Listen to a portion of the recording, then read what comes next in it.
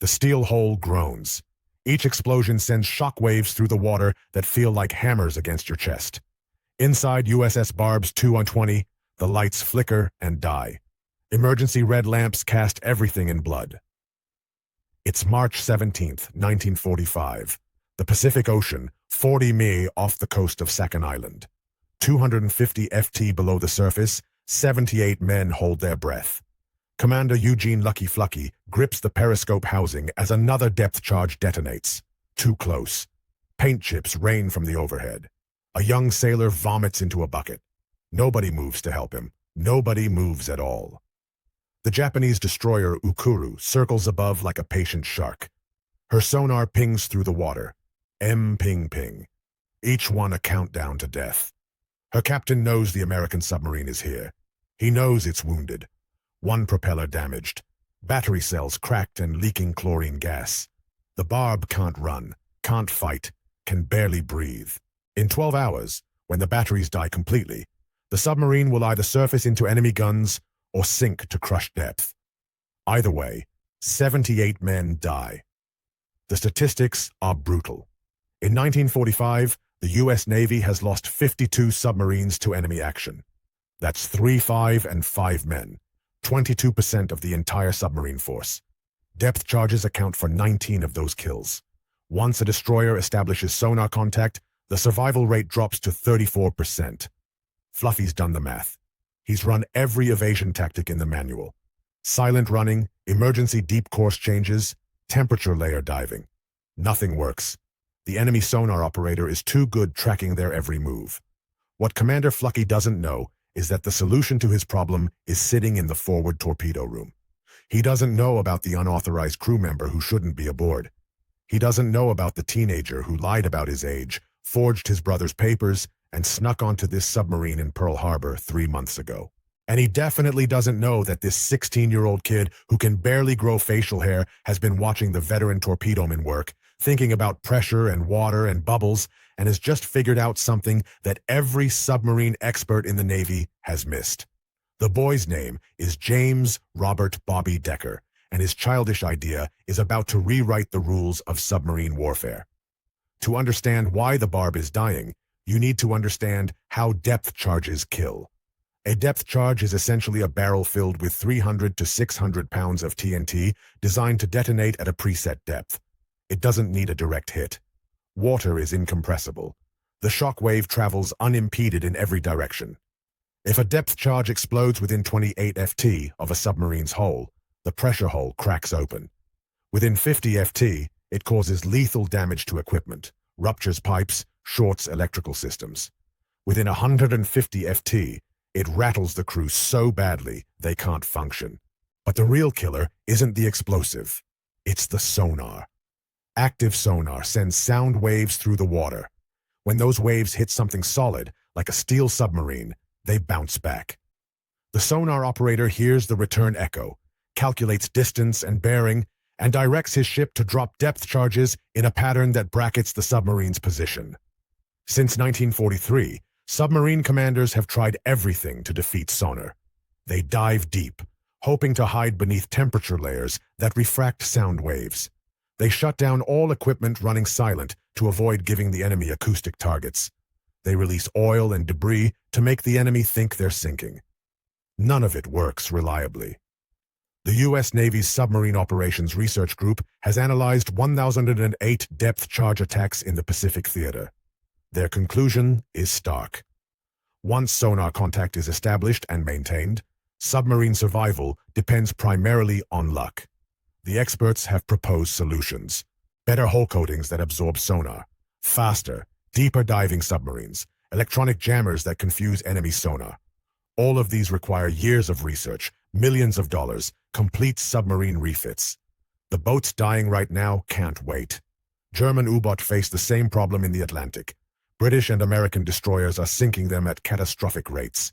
237 U-boats lost in 1944 alone. The Kriegsmarine solution deployed in 1942 is a device called Bold or Pellenwerfer by German crews. It's a metal canister packed with calcium hydride and zinc dust.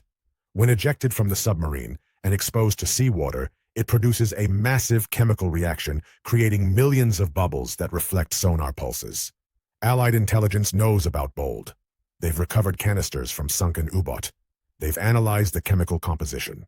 U.S. Naval Intelligence Report 47A45 from October 1944 concludes, while theoretically effective, the Bold device requires specialized launch tubes and volatile chemicals unsuitable for U.S. submarine operations. Not recommended for adoption. Translation: it's German technology. It requires German equipment. American submarines aren't built for it, and retrofitting the fleet would take years. So American submarine captains keep dying the same way, trapped underwater, while enemy destroyers methodically drop charge after charge, walking the pattern closer until something vital breaks. The stakes couldn't be higher. American submarines are the most successful weapons in the Pacific. They've sunk 300 Japanese merchant ships, 5 million tons of enemy cargo. They've strangled Japan's supply lines, cutting off oil from the Dutch East Indies, rubber from Indochina, rice from Korea. They're starving the enemy into submission, but the cost is measured in lost boats and lost men. U.S. Warhu gone. USS Harter gone. USS Tang sunk by its own torpedo. Only 9 survivors. USS Growler ran by a Japanese gunboat sunk with all hands. 52 submarines. 3 505 men and counting. The U.S. Navy needs a miracle. They need a way for submarines to defeat enemy sonar without months of refit, without specialized equipment, without chemicals that might blow up in their own faces.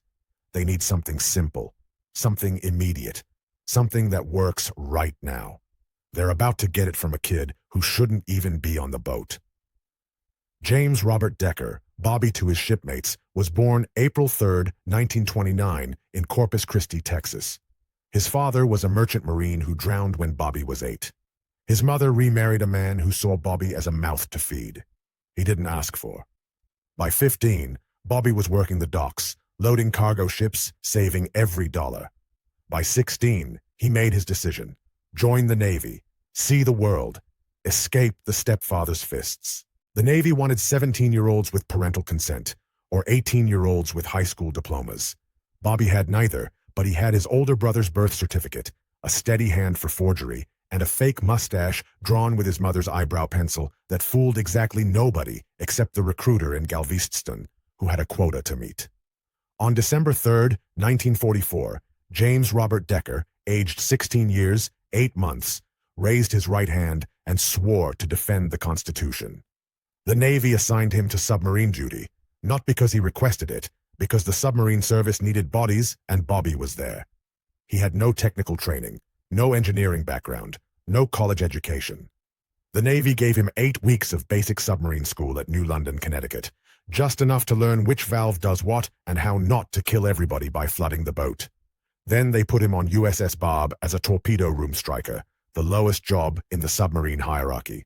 His duties: load torpedoes, clean the torpedo tubes, polish brass fittings, make coffee, and keep his mouth shut while the real sailors did the important work. Bobby was good at keeping his mouth shut. He was not good at following orders. The veteran torpedo noticed the skinny kid watching them work, watching too intently, asking questions. Why does the torpedo air flask pressurize to 2700 ply? Why does the impulse charge only use 400 pi? Where does the rest go? Chief Torpedo's mate Raymond Parker told him to shut up and swab the deck. But Parker also noticed something. The kid understood pressure differentials, understood how compressed air behaved underwater, understood it instinctively, the way some people understand music or mathematics. On the Barb's first 2 war patrols, Bobby kept his head down. He loaded torpedoes. He fired the tubes when ordered. He watched Commander Flucky hunt Japanese ships with a calculated aggression that terrified and thrilled the crew. But during depth charge attacks, and there were 7, Bobby noticed something the veterans missed. When they fired a torpedo, air bubbled out of the tube during the water slug ejection. Those bubbles rose to the surface, giving away their position. But before the bubbles reached the surface, they reflected the enemy's sonar pulses. For 30 seconds, the Japanese destroyers locked onto the bubble column instead of the submarine. Bobby watched this happen, watched the sonar pings shift targets, watched the depth charges explode harmlessly away from the barb. And he thought, what if we could make bubbles on purpose? Bobby doesn't call it a workshop. It's a storage locker in the forward torpedo room 3 FT wide, barely tall enough to crouch in. It smells like oil and metal in the mildew that grows on everything in a submarine. He works during off hours during the night watches when most of the crew sleeps and the skeleton watch focuses on keeping the boat alive. He uses tools he's not authorized to touch. He borrows parts from the pneumatic systems without asking permission. Chief Parker catches him on February 28, 1945. Bob's hunched over a contraption that looks like a pressure gauge mated with a fire extinguisher, copper tubing, brass fittings, a makeshift valve assembly. Parker demands to know what the hell the kid is doing. Bobby explains fast. Nervous, Chief. When we fire a torpedo, we use compressed air to blow water out of the tube. That air makes bubbles. Big bubbles. They draw sonar away from the boat. I saw it happen off Formosa. The destroyer locked onto our bubble wake for like 30 seconds before the charges went off. Parker's expression doesn't change. Yeah, that's a known effect. So what? So what if we could make bubbles without firing a torpedo? Just blow air into the water, deliberately, create a false target. The Japs would ping the bubbles instead of us.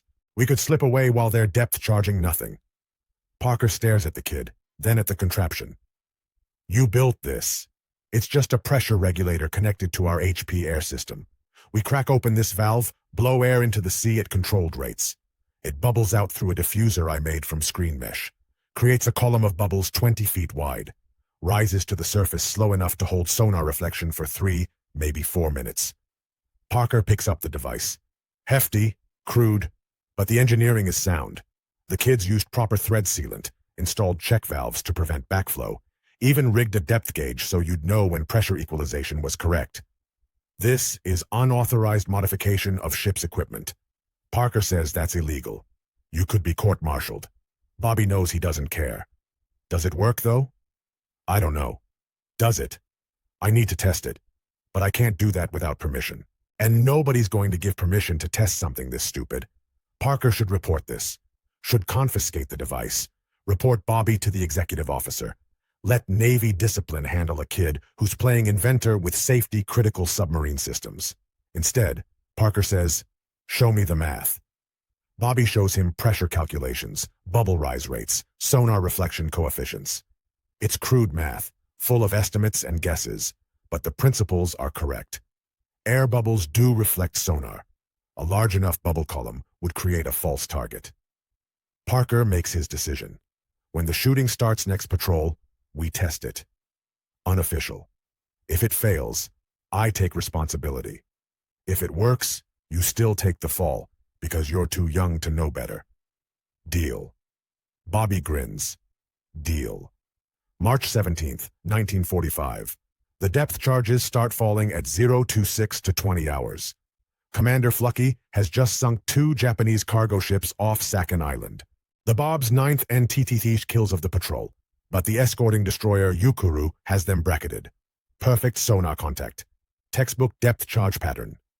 At 0647, the Barb sustains damage to the starboard propeller shaft. They're running on one screw. Battery acid is leaking into the BGE. They have maybe 10 hours of air left. Flucky calls a meeting in the control room. All officers, senior chiefs, they run through options. We can try going deep. Settle on the bottom until nightfall, suggests Lieutenant Commander Paul Summers, the executive officer. We're at 210 FT in 320 FT of water, Flucky replies. If we settle on mud, we might not have power to break suction. We'd be stuck surface and fight against a destroyer. We'd be dead in 2 minutes. The room goes quiet. The options are exhausted. This is how submarines die. Trapped underwater, batteries dying, air falling, waiting for the depth charge that cracks the hull like an egg. At 072, Chief Parker enters the control room. The unauthorized. You don't interrupt a captain's strategy meeting unless the boat's on fire. Captain, permission to speak. Flucky glances up, annoyed. Chief, now is not. Sir, we have a potential countermeasure. Unorthodox. Needs your approval to deploy. Every officer turns. Countermeasure. There's no countermeasure for active sonar except prayer. Explain, Flucky says. Parker explains the air bubble decoy, the false sonar target, the device Bobby built. The room erupts. That's insane, Lieutenant Jack Walker snaps. We start blowing air. We announce our exact position. They already know our position. Parker interrupts. They've got solid sonar contact. This gives them a second target. They'll depth charge the bubbles while we maneuver clear. How do you know it'll work? I don't. But the Germans use something similar. The Brits call it SBT submarine bubble target. Intelligence reports say it's effective. Lieutenant Commander Summers shakes his head. The Germans use specialized launch tubes and chemical canisters. We're talking about jury-rigging compressed air systems during combat. If something ruptures, we could lose HP air pressure, lose ballast blowing capability, lose our ability to surface. Or, Parker says quietly, we could live. Flucky holds up a hand. Silence. Who designed this device? Parker hesitates. This is the moment Bobby Decker's entire future Navy career. Potential court-martial. Maybe even his life hangs on the next sentence. Torpedo striker Decker. Sir. Decker. The kid from Texas. Yes, sir. How old is Decker? Another hesitation. Longer. 18, sir. According to his service record, Flucky's not stupid. He's heard the scuttlebutt, the baby-faced kid who looks 15, but flies commanded submarines through 17 war patrols. He's sunk 31 enemy ships. He's seen good men die because they played by rules written for peacetime. Bring me Decker. Bobby arrives 2 minutes later. Terrified. Certain he's about to be thrown in the brig. Striker Decker. Chief Parker tells me you've designed a sonar decoy using our HP air system. That correct? Yes, sir. Unauthorized modification of ship's equipment. You understand that's a violation of Navy regulations? Yes, sir. You understand? If this device fails, if it ruptures a pressure hole penetration or deploys incorrectly, you could kill everyone on this boat. Bobby swallows. Yes, sir. Flucky stares at him, hard measuring. Then, will it work? I think so, sir. The physics is sound. Bubbles reflect sonar. We create bubbles. They chase them instead of us. You think so? You're betting 78 lives on I think so, sir. We're going to die anyway if we don't do something. Another explosion. Closer. The lights flicker. Somebody curses in the darkness. Flucky makes his decision. Rig it. Deploy on my command. If it works, you get a combination. If it fails, you get a court-martial. Either way, you won't be bored. Move. Bobby runs. If this story of innovation under impossible pressure captivates you, hit subscribe. We bring you the untold stories of ordinary people who changed warfare forever. No algorithms, no shortcuts, just history that deserves to be remembered. At ZO 729, Bobby Decker and Chief Parker rigged the bubble generator to the forward torpedo room's HP air manifold. It's a crude installation. Copper tubing clamped to existing pipes, a ball valve for flow control, the diffuser plate bolted to a through-hole fitting normally used for emergency ballast blow depth. Bobby asks. 215 FT, comes the reply from the control room. Bobby does the math. At 215 FT, water pressure is approximately 95 psi. The HP air system runs at 3000 PI. He'll need to reduce pressure through the regulator to about 120 PI. Just enough differential to force air out, creating bubbles that rise slowly. Ready? Parker asks. Bobby nods. His hands are shaking. Not from fear, from adrenaline. This is the moment. Either it works, or they're all dead. Parker calls the control room. Forward torpedo room, ready to deploy countermeasure. Fluffy's voice crackles over the intercom standby. Above them, Ukuru completes another sonar sweep. Ping, ping, ping. The Japanese destroyer's captain, Lieutenant Commander Tishi Nakamura, is confident he's trapped American submarines before. Patient, methodical depth charge attacks. The Americans always panic, make mistakes, give themselves away. This one has damaged propulsion. His sonar operator can hear the shaft wobble. It's just a matter of time. Nakamura orders another pattern. 5 depth charges set for 200 feet, spaced 60 ft apart, in a line perpendicular to the submarine's heading. In the barb, they hear the charges splash into the water. 5 distinct splashes. Flucky counts them down. 5, 4, 3. Deploy countermeasure now. Flucky orders. Bobby cracks the valve. Air hisses through the regulator. He had the pressure gauge, watching the 25 pi 120. Perfect. The air flows through copper tubing through the diffuser plate out into the ocean. Nothing happens. No, wait. On the sonar console in the barb's control room, sonar technician Frank Morrison is wearing headphones, listening to the enemy destroyer.